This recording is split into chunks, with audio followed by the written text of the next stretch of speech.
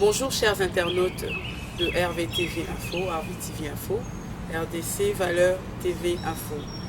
Nous sommes heureux de vous retrouver après un long moment d'absence dans l'émission Portrait d'ouvrier de Dieu. Vous connaissez tous l'émission Portrait d'ouvrier de Dieu. Donc, nous recevons des ouvriers de Dieu, que ce soit les serviteurs, vous connaissez un petit peu le but de l'émission.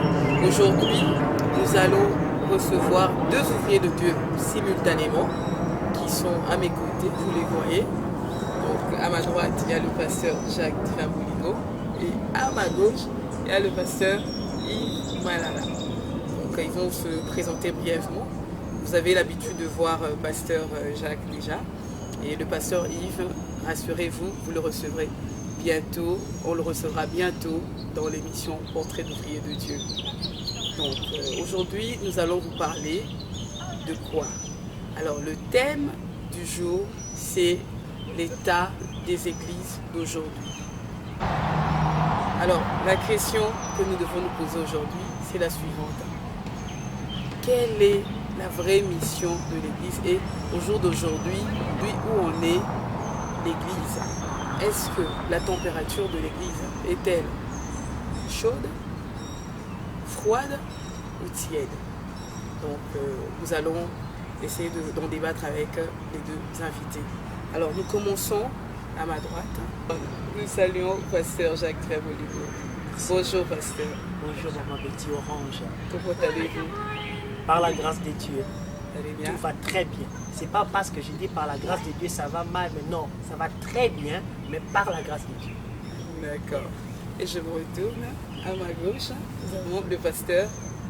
Yves Malala, le pasteur Yves Malala. Bonjour maman Betty Orange. Bonjour pasteur. Nous sommes heureux de vous retrouver dans Portrait d'ouvrier de Dieu pour la première fois. Moi aussi, ça fait plaisir d'être reçu aujourd'hui dans votre émission. Merci. Alors, donc, vous avez compris un petit peu le but de votre visite ici. Nous avons invité parce que au jour d'aujourd'hui, nous avons un ras-le-bol pour la conduite et des pasteurs et des fidèles, donc, de la conduite de toute l'Église. Et quand je parle de l'Église, quand nous parlons de l'Église, c'est tout le corps du Christ, que ce soit en Afrique ou à l'extérieur ou en Occident. Donc, nous allons commencer par vous, pasteur Jacques. Les gens, le peuple de Dieu se pose, que ce soit les pasteurs ou les fidèles, c'est qu'il y a une poussée massive des églises, tout d'abord en tant que Congolais, en RDC, les églises poussent, donc dans une rue, on se retrouve avec peut-être 10 églises et ça inquiète le peuple de Dieu. Est-ce que cela est dû à quoi, pasteur Jacques? Nous avons l'ordre suprême que Dieu nous a donné dans Matthieu chapitre 28, le verset 19 à 20. Si le pasteur Yves Malala peut nous lire à partir de sa tablette, Bien je sûr. lis la Bible. Matthieu chapitre 28, verset 19 jusqu'au verset 20 plutôt. La Bible nous dit ceci: allez, faites de toutes les nations des disciples, les baptisant au nom du Père, du Fils et du Saint-Esprit, et enseignez-leur à observer tout ce que je vous ai prescrit. Et voici, je suis avec vous tous les jours jusqu'à la fin du monde. Parole de Dieu. Amen. Nous avons l'ordre suprême que Jésus-Christ nous a donné d'aller partout dans le monde, de faire des nations des disciples. D'accord. Il y a une grande différence entre être un membre dans une église et être un disciple de Jésus-Christ. D'accord. La plupart des gens sont des membres, sont des fidèles, sont des fanatiques, sont des gens qui sont comme des moutons des panurges. Ils vont à volo comme ça, ils ne savent même pas où ils vont, en qui ils ont cru, pourquoi ils sont là. C'est juste pour un mouvement et c'est ça. La mission fondamentale que Jésus nous a confiée, c'est de faire des gens des disciples. Quand on parle de disciples là, on voit une discipline. Amen. Amen. On voit il y a une discipline à suivre. Aujourd'hui, les gens ne veulent plus être sous une discipline, ils veulent être indépendants. Ils veulent t'entendre parler, mais ils ne veulent pas te voir les corriger ou les remettre sur le droit chemin de la parole de Dieu. il veut que tu parles quelque chose qui doit plaire à ses oreilles. Si tu veux dire non, ça ce n'est pas bien dans la Bible, il dit non. Il va faire aussi son ministère, lui aussi il a un appel, lui aussi Dieu lui parle, et c'est pourquoi vous avez des églisettes, comme un pasteur disait, par-ci, par-là.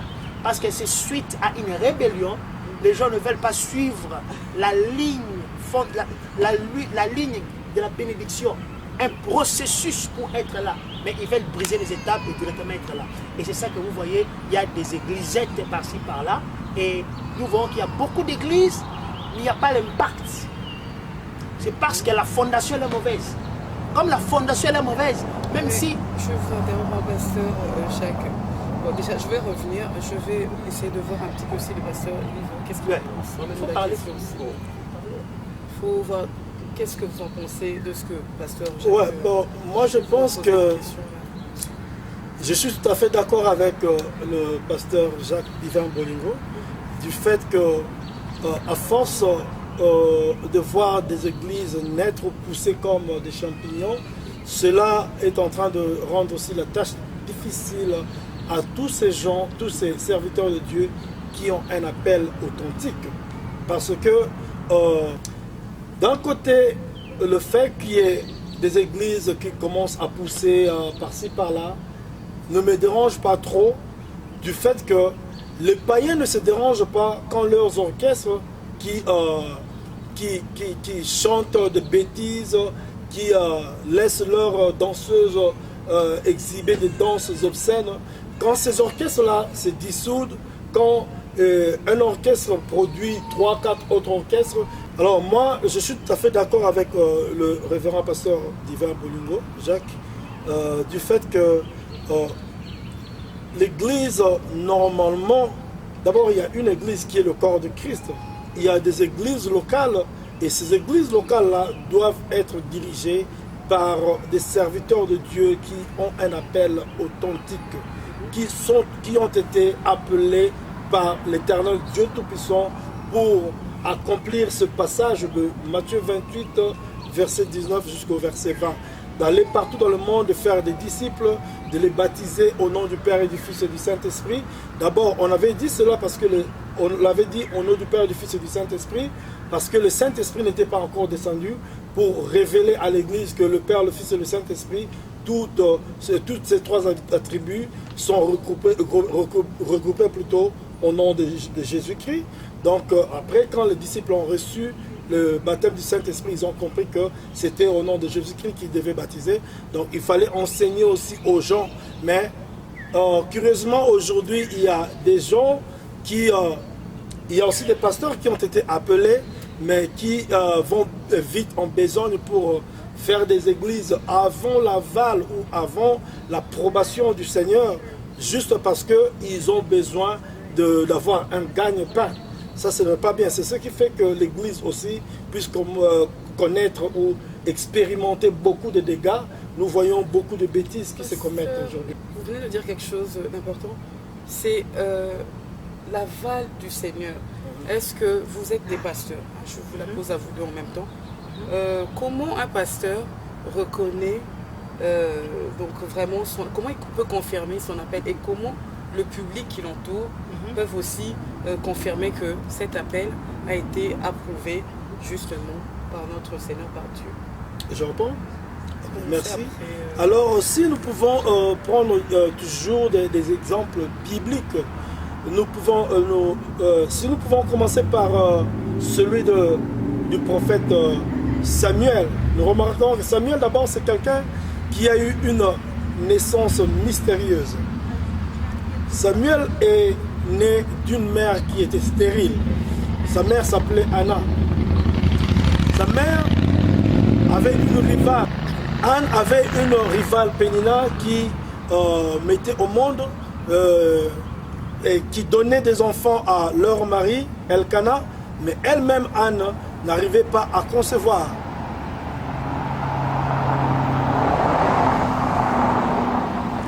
Alors, comme c'était une femme qui connaissait la puissance du Dieu d'Abraham, d'Isaac et d'Israël, Anne allait de temps en temps au temple pour aller chercher la face du Seigneur.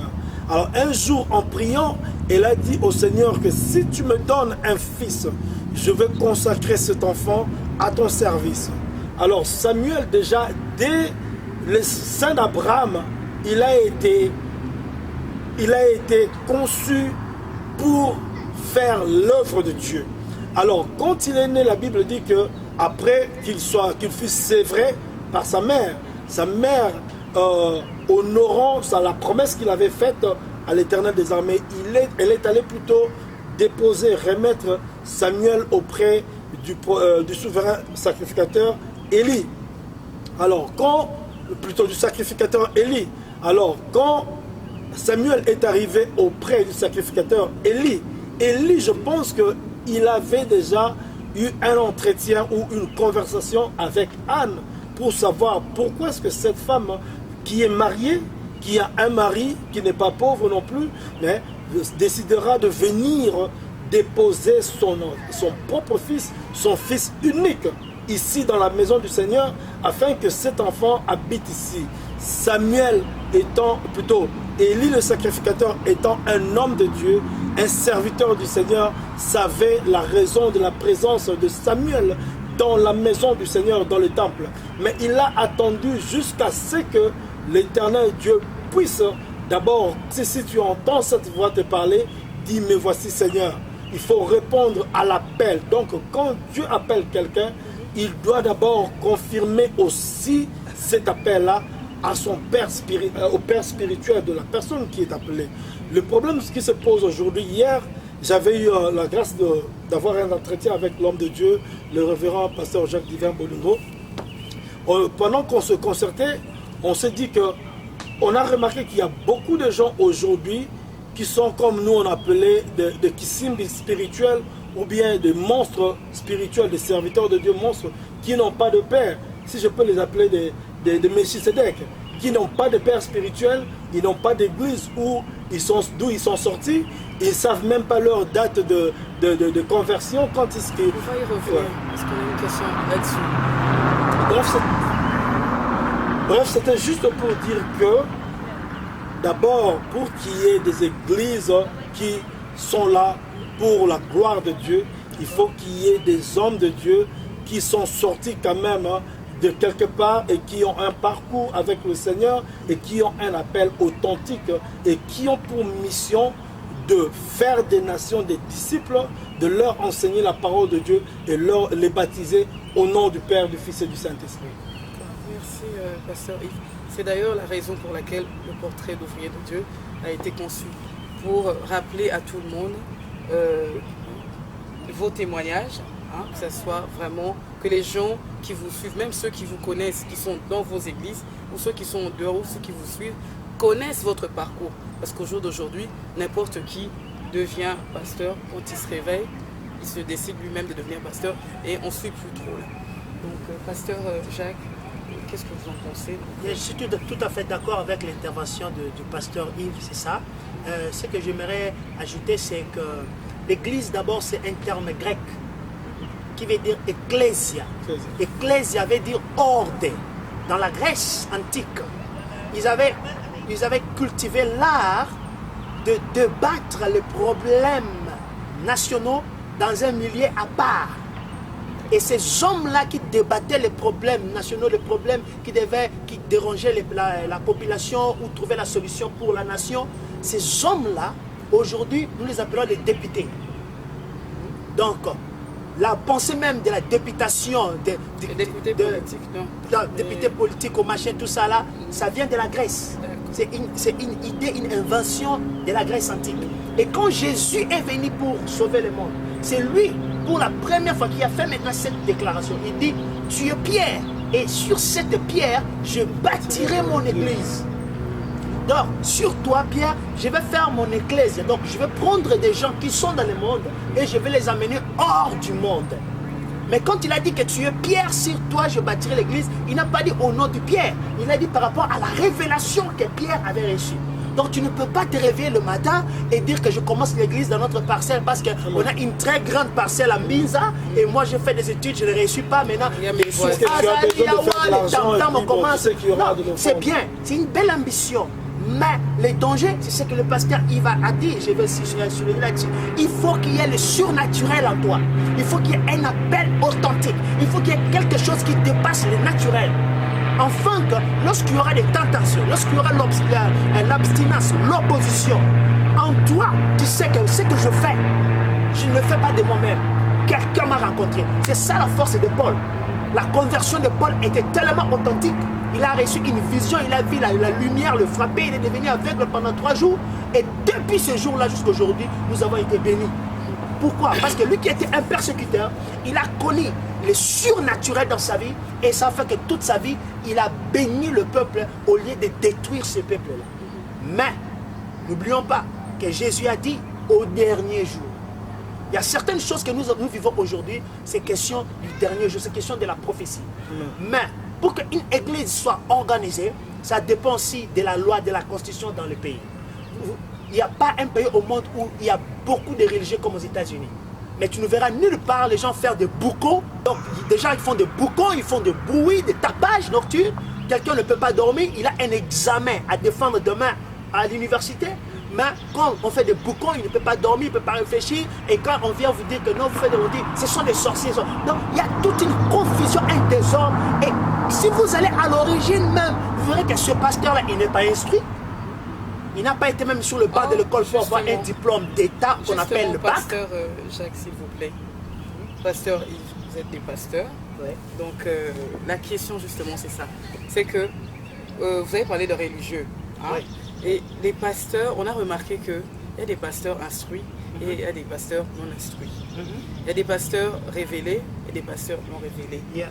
Pour vous, en tant que pasteur, le mieux pour faire la mission que Jésus, que Dieu nous demande, hein, pour bien servir le Seigneur, est-ce qu'il faut avoir le doctorat de la théologie?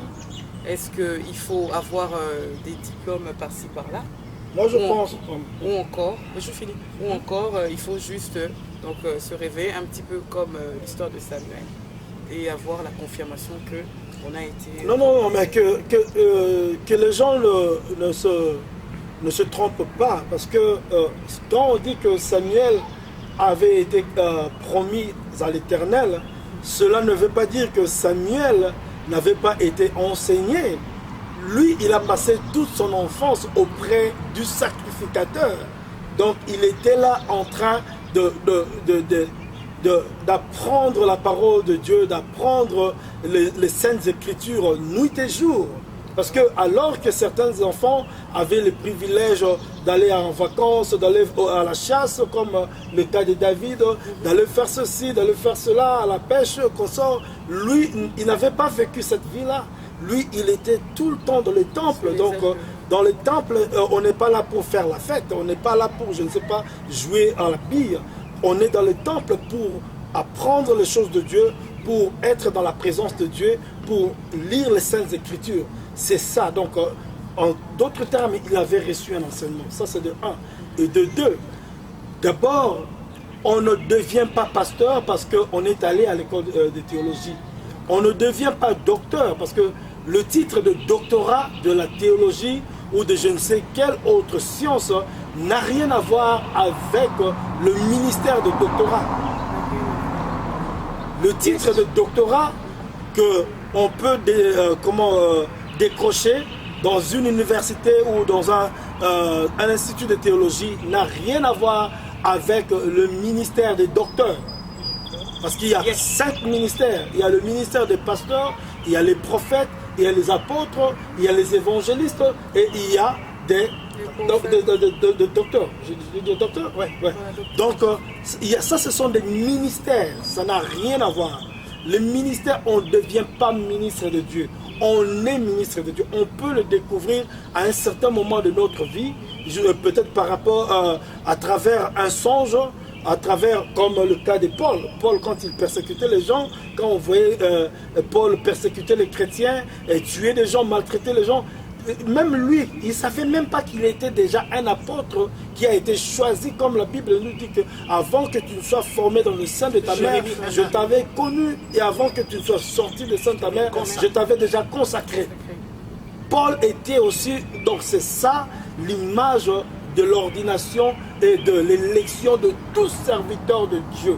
Aucun serviteur de Dieu est élu ou bien consacré. Je parle de la consécration officielle, je ne parle pas de cette consécration, mais la consécration déjà divine a déjà lieu avant même la création de ce monde-là. Voilà. Donc, c'est ça le problème. Alors, ce que je vais dire, on ne devient pas prophète ni apôtre. On est prophète ou apôtre. Ah oui, donc pasteur Yves, je ne vous interromps pas, mais on va essayer de passer un petit peu la parole au pasteur Jacques aussi. Oui, donc c'est comme ça, comme le pasteur Yves a dit, on va appuyer, c'est ça. On ne devient pas prophète, machin, tout ça là. On est né comme ça. Dans Jérémie 1:1 de la Bible, dit, Dieu parle à Jérémie, il dit, je t'avais choisi. Quand tu étais encore informe, une masse informe, je t'avais choisi, élu, consacré, prophète des nations. Il y a deux choses, Maman Betty. Il y a être appelé et être élu. D'accord. Être appelé, c'est parce qu'il y a une nécessité qui est là. On n'a pas un pasteur, on a besoin d'un pasteur, on a besoin de quelqu'un. Mais quand tu as fait des études, tu peux nous diriger, papa. La personne entre dans les ministères. C'est un appelé.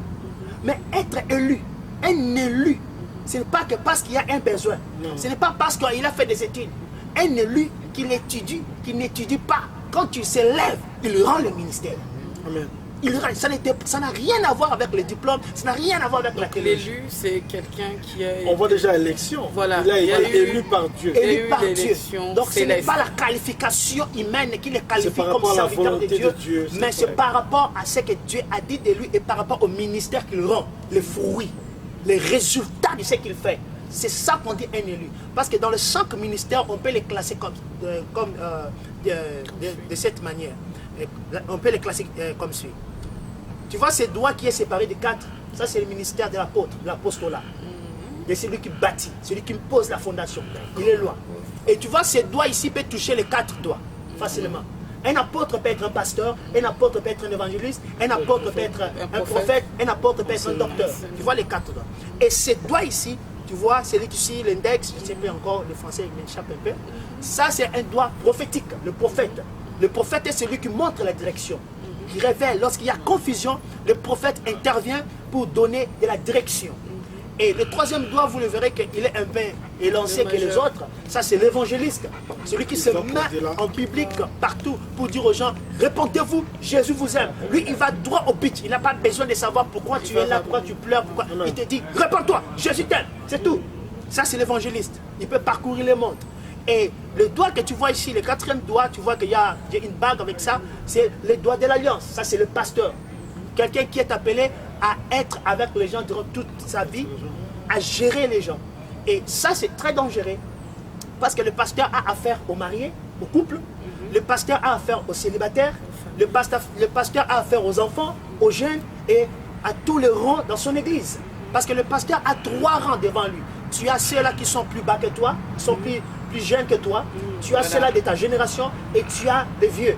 Donc, durant toute ta vie, tu vas gérer avec tous ces hommes-là. Et le petit doigt que nous voyons, ça, c'est le docteur.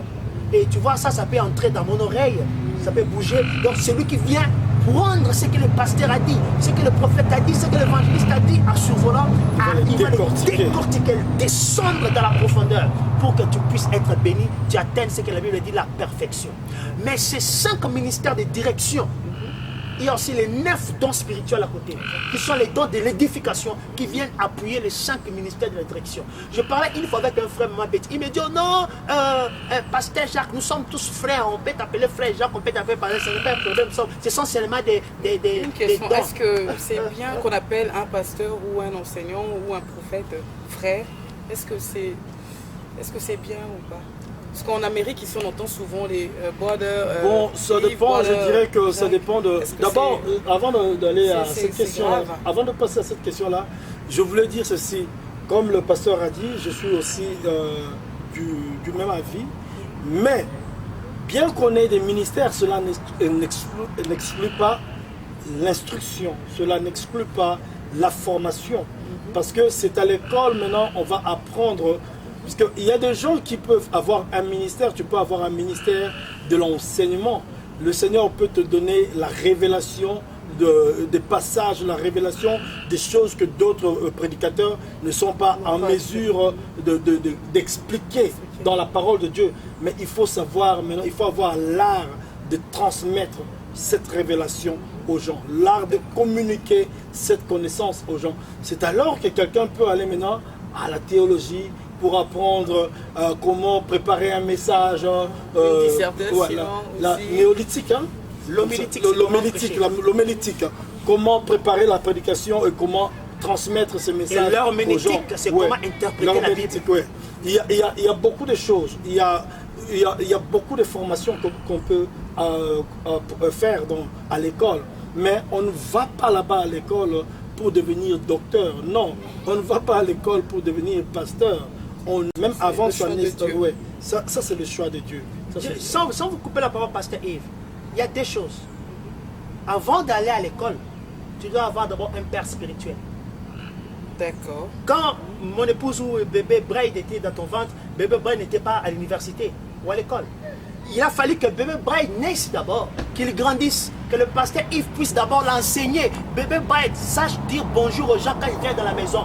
Quand il y a un adulte, lève-toi, donne-lui la place sans qu'il ne te le demande. C'est ça l'éducation de base. Et c'est ça le problème qu'on a aujourd'hui dans cette génération, dans notre génération.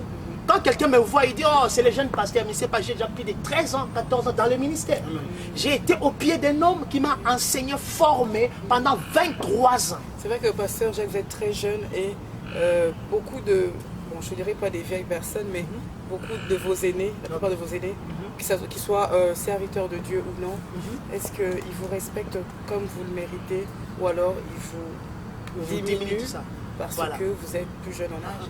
Ouais. À propos de cela, là, c'est facultatif. Il y a la plus grosse erreur que beaucoup de gens font. Il y a des gens qui prient « Oh Seigneur, fais-moi, rends-moi humble » et tout ça. Non. L'humilité, il y a... Même toi, tu es serviteur de Dieu, on ne prie pas pour l'humilité. On se rend humble. C'est ce que Jésus a fait. Donc, si il faut prier pour l'humilité, Jésus devait prier à Dieu qui le rend humble. La Bible dit Jésus lui-même, il sait diminuer. Il sait diminuer. Donc, pour me respecter, c'est facultatif. Tu peux le faire ou tu ne peux pas le faire. Mais ce que je suis, tu ne changeras pas. Ça, c'est une erreur fatale parce que... Pasteur Yves, maintenant, je vais te poser la même question, mais un petit peu à l'envers. Vous, maintenant, vous êtes plus âgé que le pasteur Jacques, mais vous avez aussi vos aînés. Est-ce que vous, en tant que pasteur, vous respectez aussi ces aînés-là, malgré que vous êtes pasteur? Parce qu'on voit des autres pasteurs arrogants qui, quand ils voient leurs aînés, ils les appellent des fois par leur nom. Mais vous, est-ce qu'on voit d'autres personnes, vous les appelez vieux, vieux Nangaboué, vieux? Bon, ça dépend des affinités qu'on a développées avec la personne. Ça dépend parce que j'ai des pasteurs que je connais, des pasteurs qui m'ont prêché aussi l'évangile, mais puisqu'on avait développé certaines affinités, donc je me dérange pas de les appeler vieux. Par exemple, en les appelant vieux, ça veut dire comme si je mettais le ministère de côté, je m'approchais beaucoup plus de lui pour développer une relation de fraternité en reconnaissant que celui-là c'est un grand frère pour moi. Donc ça dépend du contexte pour lequel on appelle quelqu'un vieux. Un pasteur peut refuser d'appeler un autre pasteur en utilisant le terme vieux ou frère. J'ai vu des pasteurs qui nous ont aussi prêché l'évangile. Parce qu'il y a beaucoup de pasteurs qui croient que eux, ils sont les seuls pasteurs et les autres, là, donc après eux, ils ne peuvent pas avoir d'autres pasteurs. Donc, ouais, puisque le fait seulement que tu sois venu au Seigneur après lui, le fait seulement que tu sois passé dans ton église, il ne t'appellera jamais pasteur, même si le Seigneur te levait au niveau de Billy Graham ou de Branham, je ne sais pas. Il t'appellera frère ou petit frère. J'ai vu des gens comme ça. Mais ça dépend aussi de la mentalité, ça dépend de l'éducation des gens. Comme le pasteur a dit, on doit s'humilier. On ne va pas prier pour l'humilité, mais on doit s'humilier pour reconnaître le ministère de quelqu'un d'autre. L'état de l'église d'aujourd'hui. Alors, les pasteurs, c'est ça le problème. Pasteur Yves, vous venez de parler d'un point très fort, de la fraternité. Alors, l'amour, la fraternité, l'unité. Est-ce que vous pensez, pasteur Jacques, pasteur Yves, vous pensez que dans l'église d'aujourd'hui, ça existe encore? Oui. avant de parler de l'amour de la fraternité, je vais revenir sur la question dont vous avez parlé de l'église. Il y a 10 églises par-ci, par-là, 15 églises par-là. C'est quelque chose qui est très fondamental. La poussée des églises comme des champignons, mais des conséquences sont néfastes. Ça ne produit pas des résultats escomptés, des changements, mais des conséquences sont néfastes. Ça apporte la destruction. J'ai dit tout à l'heure, un bébé doit d'abord naître. Donc on doit l'éduquer d'abord par ses parents avant qu'on l'envoie à l'école. Il y a des gens, même s'ils ont reçu un appel, ils ne veulent pas se soumettre sous un leadership. Ils ne veulent pas se soumettre sous celui qui est devant lui, avant lui dans ce ministère-là. L'appeler pape. Et ce problème-là, c'est seulement chez les francophones. Ce n'est pas chez les anglophones. Dans ma bêtise, je vous dis, c'est problème de respect, c'est problème de prendre celui-ci comme mon père, ça ne se trouve pas chez les anglophones. Donc là, c'est plus un Je n'interromps pas le pasteur. Quelqu'un qui n'a pas de père spirituel Pasteur, aura aussi du mal à respecter un pasteur qui est plus âgé que lui dans le ministère. Là, ça n'a rien à voir avec le spirituel. Maintenant, c'est juste culturel. En fait, c'est un problème culturel qu'on a ramené. Ouais. C'est aussi un problème spirituel. C'est un problème spirituel parce que ta naissance et ta croissance. Parce que tu ne peux pas devenir pasteur sans être brebis. Voilà. Tout à fait. Tu dois d'abord être brebis Avant de devenir berger. avant de devenir berger. C'est-à-dire, tu es d'abord un animal où quelqu'un d'autre doit t'éduquer, quelqu'un d'autre doit tout faire ce qu'il veut sur toi. Tu n'as même pas le droit de riposter parce que tu es un animal. Et quand tu deviens berger, c'est alors que tu peux réagir contre d'autres bergers. C'est alors que tu peux réagir contre les êtres humains. Mais quand tu es une brebis, comment tu peux réagir? Parce que c'est au berger de te nourrir, c'est au berger de te défendre. C'est David qui défendait les brebis contre les lions et l'ours. Mais aujourd'hui, les brebis sont plus que des bergers, plus que les bergers eux-mêmes. C'est le problème qu'on a au Congo, c'est le problème qu'on a aujourd'hui. Pourquoi? Parce que la fondation a été mauvaise. La fondation a... Quand tu veux avoir un ministère, ou tu as un ministère, ou bâtir des églises, ce n'est pas les bâtiments. Ce sont des personnes que tu veux atteindre. C'est un don que Dieu t'a donné, un ministère, un appel. Dieu t'a appelé pour travailler dans tel domaine. Même s'il y a 10 églises, il faut savoir que ces 10 églises, ce sont 10 ministères différents. Mais si ces 10 églises, ce n'est qu'un seul ministère où on parle de la délivrance ici, on parle de la délivrance là-bas, on parle de la délivrance... Alors c'est de la cacophonie. C'est de la cacophonie. Donc, quand on a des églises, ou bien on a des pasteurs, c'est-à-dire on a des ministères différents, c'est pourquoi ça doit travailler pour bénir l'église, qui est le corps du Christ. Merci, Pasteur Jacques. Pasteur Yves, je vais commencer par vous. De toute façon, je vais poser les mêmes questions à vous deux. Je commence par vous cette fois-ci. Par rapport à ce que le Pasteur Jacques vient de dire, c'est suite à une rébellion qu'aujourd'hui, il y a eu une poussée massive donc, des églises. Vous avez dit des églises, des sous-églises, des églisettes. Des églisettes, Voilà. comme ça on peut les appeler. Voilà. Est-ce que récemment, nous avons regardé, parce que nous faisons des recherches avant nos émissions, nous sommes tombés sur une photo, on m'a même tagué dessus, d'où on voyait que les pasteurs étaient très élégants. On voit les chaussures, la chaussure du pasteur, très nice. On voit la chaussure de la maman pasteur, très nice. Et on voit la paire de chaussures du fidèle. Tous les talents usés, c'est fini, donc c'est vraiment mordu. Alors, est-ce que la rébellion là, vous dites que c'est parce que c'est par rapport à la fondation, mais est-ce que la rébellion là, ça n'a rien à voir avec ce que le fidèle voit devant lui ou une injustice? Moi, j'aimerais répondre. Justement, je commence. Moi, je ne crois pas en ces chantages du diable-là, inspirant les païens, les faux frères, d'aller faire des montages de chaussures qu'ils ont vues par-ci par-là pour dire que les pasteurs, ça c'est les chaussures que les pasteurs portent, ça c'est des choses... Non. Écoutez, moi j'ai commencé à servir le Seigneur, j'avais 21 ans, je l'avais dit hier. Et mon pasteur à l'époque, mon père spirituel avait je pense 23 ans. Le prophète Abo Jean-Paul que je salue, il avait 23 ans, quelque chose comme ça là. Et quand on a commencé à servir le Seigneur, je me souviens de la paire de chaussures, l'unique paire de chaussures que mon pasteur avait. Mon pasteur, je me souviens dans quelles conditions il vivait, je me souviens là où il habitait, je me souviens de ces quelques habits. Il y a des gens qui ont connu des pasteurs, des serviteurs de Dieu qui ont connu ce que nous appelons la vallée de Baka. Nous, on est passé par là. Ce n'est pas parce que aujourd'hui un pasteur qui porte une paire de chaussures de je ne sais quelle marque, qu'on va dire que non, il y a des... Bien sûr qu'il y a des pasteurs qui sont en train d'exploiter des fidèles. Ouais. Mais nous avons... Ça dépend, je dis ça dépend des ministères.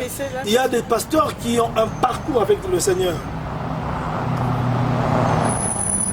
Il y a des pasteurs qui ont souffert pour la cause de l'évangile. Et puisque notre Dieu ne ment jamais, notre Dieu ne reste pas avec la tête des gens, puisqu'il a dit que si tu me sers, je vais te bénir. Notre Dieu bénit, il est le rémunérateur de ceux qui le servent, nous dit la Bible. Notre Dieu rémunère.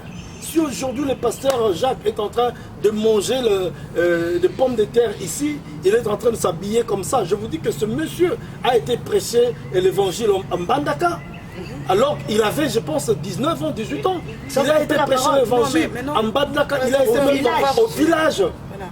On va y revenir. Dans ce qu'il a répondu, pasteur Jacques. Moi, je veux dire aussi... Non, attends, je vais dire une chose. Je sais, donne-moi quelques secondes.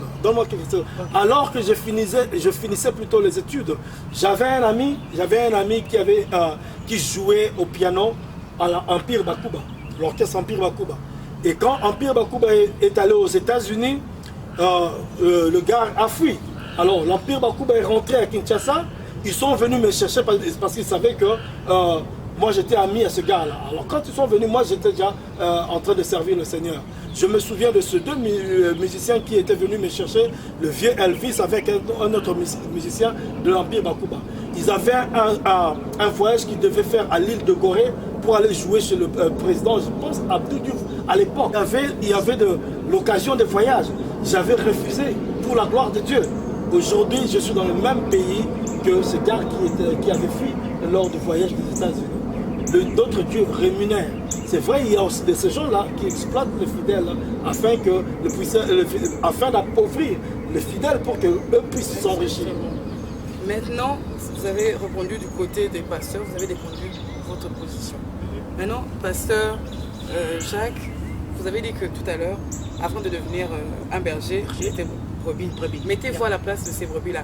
Est-ce que, moi je pense que maintenant, en tant que brebis, est-ce que, comme pasteur Yves Malala vient de nous dire que notre Dieu rémunère, est-ce que vous ne pensez pas que le berger aussi, il a sa part aussi dans l'histoire? Parce que comment est-ce que tu as été prêché, mais tu n'es pas béni, et ton pasteur reste béni? Est-ce que dans ce volet-là, dans cette partie-là, vous ne pouvez pas nous expliquer un petit peu? Exactement. Il y a deux choses.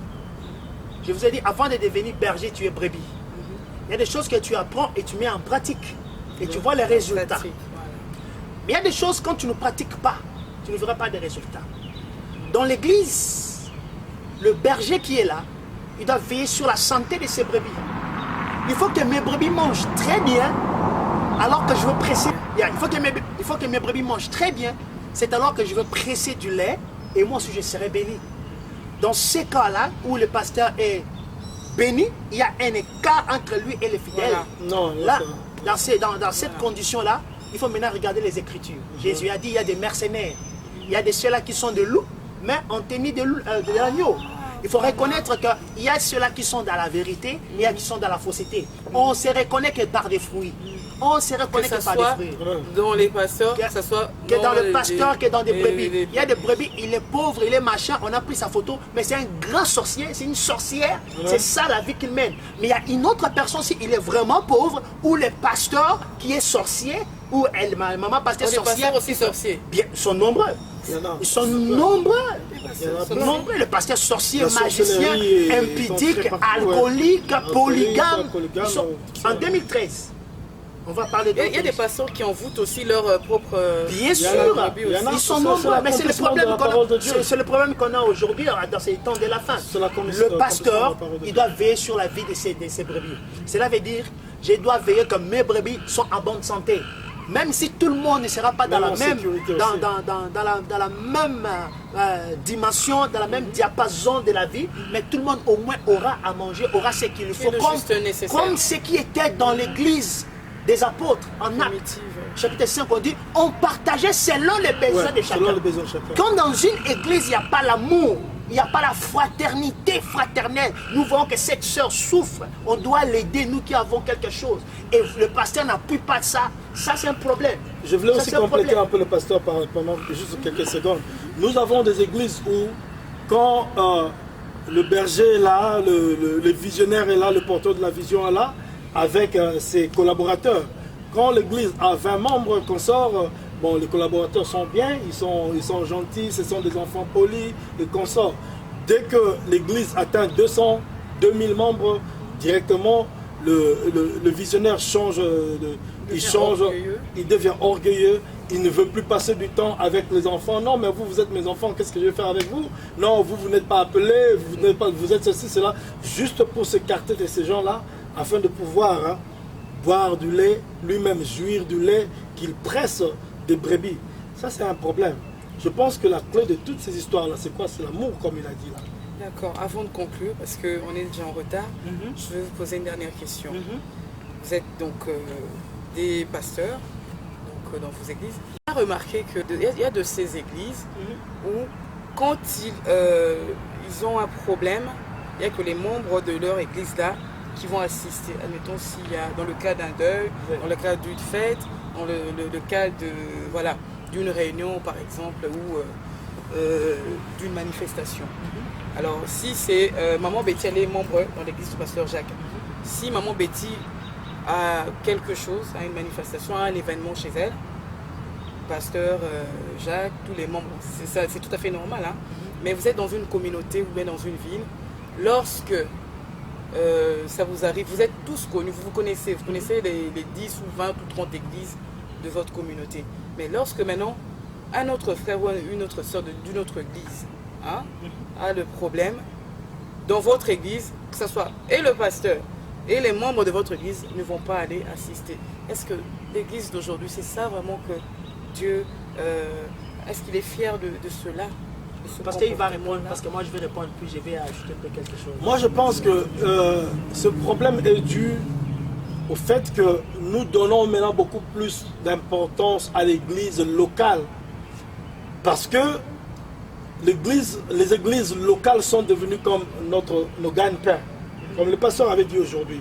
Si les chrétiens donnaient beaucoup plus d'importance à l'église corps du Christ, sachant que nous sommes tous des membres, les uns des autres, des membres d'un même corps, nous allons aussi vivre dans l'unité sans tenir compte des différences, de nos différences plutôt d'église, que lui vient de telle église, l'autre vient de telle église. Non, ça ce sont des églises, des groupuscules, juste parce que tout le monde ne peut pas se retrouver dans un même temple. Alors, il y a aussi de différentes sortes de missions. Le Seigneur Dieu a donné une mission au pasteur Jacques, il m'a donné une mission, et dans la mission, il y aura des gens qui vont mettre sous mon contrôle, ma direction. Dans la mission de pasteur Jacques, il y a des gens qui vont mettre sous sa direction. Voilà pourquoi il y a quand même des différentes églises locales. Mais nous tous, nous appartenons au corps du Christ. Alors, si nous savons cela, nous allons vivre dans l'unité. Et lorsque nous vivrons dans l'unité, nous saurons que s'il y a un problème sur le doigt, tout le corps va endurer le problème-là. Si l'œil a un problème, tout le corps sera affecté. C'est ça le problème que nous ignorons aujourd'hui. C'est l'unité. Et l'unité, on ne peut pas parler de l'unité s'il n'y a pas d'amour. Alors, moi, ça m'étonne même de voir les musulmans s'unir et vivre. Ils s'aiment, ils manifestent de l'amour même pour une cause diabolique, pour aller tuer des gens, ils s'unissent. Donc c'est ça le problème. Nous allons voir avec Pasteur Jacques. Pasteur Jacques, c'est la même question, mais moi j'aime bien reformuler autrement pour donner un autre aspect donc, de la réponse. Moi, pardon Maman Betty, pardon. Je réponds par la lecture. Voilà, oui, mais je ne vous fais pas perdre. Okay. J'ajoute juste par rapport à la question que je viens de vous poser. Okay. Je dis que moi, je suis membre de votre église. Je suis membre de votre église, la Newman Set Inquest Church Ministry. Je suis membre de Wakadesh. Pasteur. Oh, le nom du ministère de pasteur, c'est. Je n'ai pas bien suivi. Newman Set in Christ Ministry. Newman Set in Christ Ministry. Ah, ok. Renouvellement de l'intelligence. Ok. Pasteur Jacques Langlais. Voilà. Donc, je suis membre de vos deux églises, admettons. Maintenant, je ne suis plus dans votre église, pasteur Jacques. Je vais dans l'église d'une tierce personne, d'un autre pasteur. Je vais dans l'église du pasteur Tilly Jakes. Pasteur Jacques, vous allez me détester, vous allez effacer mon numéro, vous ne m'appelez plus. Lorsque vous me voyez en route, vous pouvez m'ignorer, je deviens votre ennemi. On ne s'est jamais disputé. Mais parce que je suis parti, ça doit faire un problème. 1 Corinthiens chapitre 13, le verset 1. Quand je parlerai les langues des hommes et des anges, si je n'ai pas la charité, je suis un airain qui résonne ou une cymbale qui retentit. Et quand j'aurai le don de prophétie, la science de tous les mystères et toute la connaissance, quand j'aurai même toute la foi jusqu'à transporter des montagnes, si je n'ai pas la charité, je ne suis rien. Et quand je distribuerai tous mes biens pour la nourriture des pauvres, quand je livrerai même mon corps pour être brûlé, si je n'ai pas la charité, cela ne me sert de rien. La charité est patiente, elle est pleine de bonté. La charité n'est point envieuse. La charité ne s'invente point. Elle ne s'enfle point d'orgueil. Elle ne fait rien de malhonnête. Elle ne cherche point son intérêt. Elle ne s'irrite point. Elle ne soupçonne point le mal. Elle ne se réjouit point de l'injustice, mais elle se réjouit de la vérité. Elle excuse tout. Elle croit tout. Elle espère tout. Elle supporte tout. La charité ne périt jamais. Les prophéties prendront fin. Les langues cesseront. La connaissance disparaîtra. Car nous connaissons en partie et nous prophétisons en partie. Mais quand ce qui est parfait sera venu, ce qui est partiel disparaîtra. Je crois qu'avec ces textes, chacun va se retrouver. Si vraiment dans son église, c'est la parole de Dieu authentique qui est pratiquée, ou c'est du... Hein, je ne vais pas dire le terme, ils savent. Parce que si pasteur Yves et moi, nous nous aimons comme des pasteurs, nos membres d'office vont s'aimer. Ils doivent s'aimer aussi. Tout découle de la tête. Quand la tête est malade, le corps souffre. C'est quand le pasteur Yves et moi, ça ne passe pas. Ça descend jusque chez le membre. Et c'est ça, vous avez comme des camps de football. C'est comme des clubs. C'est comme des clubs. C'est lui, le pasteur là, et tel pasteur, ils ne s'attendent pas. Alors les fidèles font la guerre entre eux. Mais comment vous allez prêcher le monde quand vous ne démontrez pas l'amour, l'association, l'unité, peu importe l'église, peu importe les ministères, mais quand un membre du corps de Christ souffre, c'est tous les corps qui souffrent. Et c'est le problème qui est en RDC qu'on doit ramener. L'église n'est pas une propriété personnelle, ce n'est pas un héritage familial, ce n'est pas un business personnel. Quand tu fais le mal, même si c'est toi qui avais commencé cette œuvre, tu as dépensé, tu as vendu ta parcelle, tu dois être suspendu et rester là. Tu ne vas pas aller fabriquer, commencer une rébellion, une église à part. Et ce sont ces églises-là qui sortent de la rébellion, qui ont du mal à riposter pour l'amour. Parce qu'ils savent qu'ils viennent de la rébellion, ils viennent d'une blessure qui n'a pas été traitée. Et le pasteur communique à ses membres. On prêche la méchanceté. On prêche à chasser les sorciers. On prêche à tuer les sorciers. On prêche à chasser ton père, ta mère, chasse tes frères parce que ce sont des sorciers. Mais les Jésus qui est en toi. On n'est pas les délivrer. Même pas les délivrer, maman Betty. Mon père qui soit sorcier, ma mère qu'elle soit sorcière, mon oncle, mon frère. Mais les Jésus qui est en moi, pourquoi j'écris en Jésus? Même si je te donne mon argent, même si tu prends tout ce qui est à moi, tu ne feras rien. Parce que à mes failles, je suis le feu. Tu ne me feras rien. Donc, cette mentalité à créer la séparation entre les gens et dans le foyer, c'est ça la rébellion.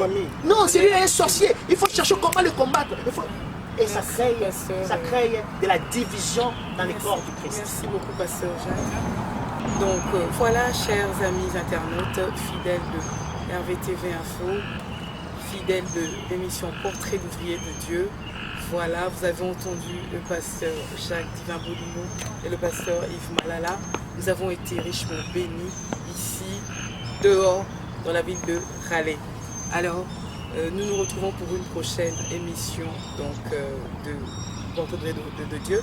Mais en attendant, donc juste un instant, le pasteur Yves Malala va vous donner un mot et le pasteur Jacques aussi. Donc, adressez-vous au public. Si je pourrais m'adresser au public, quand je parle du public, je vois les enfants de Dieu, le peuple de Dieu. Donc le seul mot que je pourrais vous dire consiste de sous-mots. Le premier mot, ce sera l'amour, et le deuxième, ce sera la prière. L'amour, c'est, je dirais même l'unique loi, ou la loi par excellence, ou le commandement par excellence que le Seigneur Jésus-Christ nous a laissé. Et la prière, c'est la source de notre force. Sans la prière, on ne peut pas apprendre l'amour. Sans la prière, on ne saura pas aimer son prochain, car c'est dans la prière qu'on entre dans la présence de Dieu, et quand on entre dans la présence de Dieu, on prend tout ce qui est de Dieu. Or, la première caractéristique de Dieu, c'est quoi? C'est l'amour. Donc, quand celui qui demeure dans la présence de Dieu va aussi commencer à ressembler à Dieu, comme c'était le cas de Moïse quand il descendait de la montagne. La Bible dit que son visage rayonnait, donc son visage reflétait la gloire de Dieu.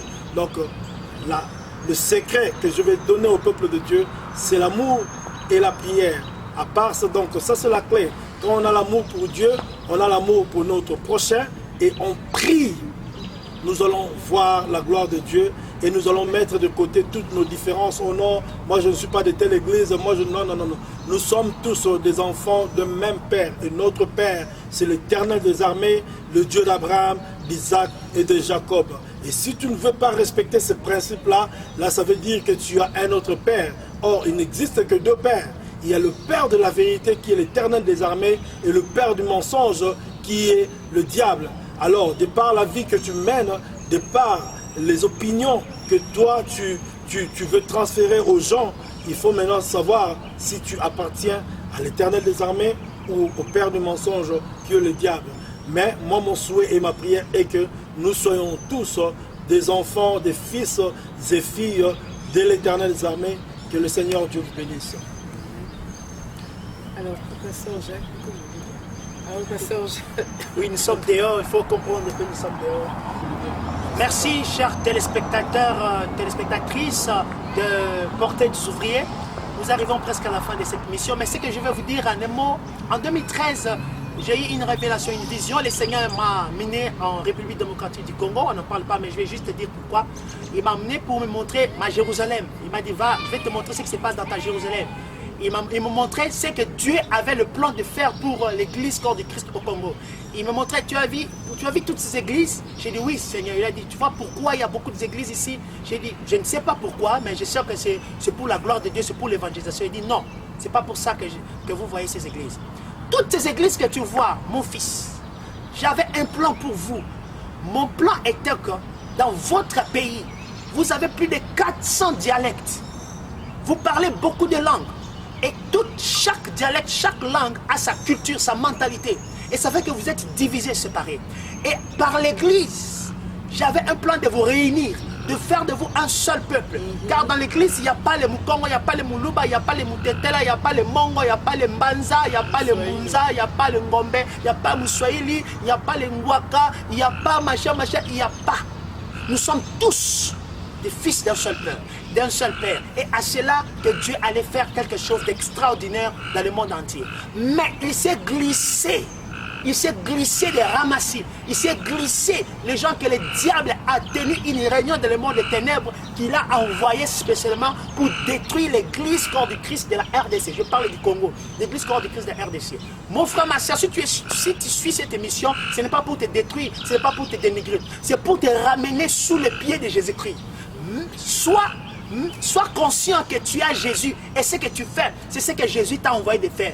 Sinon, la main de l'Éternel est sur la RDC pour frapper les faux pasteurs qui ont des concubines par-ci par-là, qui ont des concubines à l'étranger, en Afrique du Sud, en Europe, en Asie. Il y a certains qui voyagent avec eux, ils mentent, ce sont leurs secrétaires. Je vous connais avec vos noms. Dieu m'a donné la liste. Je vous connais avec vos noms, avec vos églises que je n'ai même pas fréquentées. Je vous connais tous et toutes. La plupart d'entre vous, vous passez à la télévision. Le message est que répentez-vous. Parce que si vous ne vous répentez pas, la main de Dieu est déjà là pour frapper. Parce que vous avez détruit le peuple et vous avez détruit le pays. Car c'était l'église qui devrait influencer la politique du pays. Mais l'église a échoué. Mais ce n'est pas encore tard. L'église a échoué, mais Jésus n'a pas échoué. Israël avait échoué dans la guerre, mais Dieu n'avait pas échoué. Il y a encore la seconde gloire. Et la seconde gloire est en train de venir avec cette nouvelle génération que nous sommes. Que le Seigneur vous bénisse. Soyez branchés à la prochaine émission. Nous allons entrer en profondeur pour vous dire ce que le Seigneur m'avait révélé en 2013. God bless you. Merci. Merci, cher public. Que Dieu vous bénisse. À bientôt pour un nouveau numéro de Portrait d'ouvrier de Dieu. Merci. Dieu vous bénisse. Bye.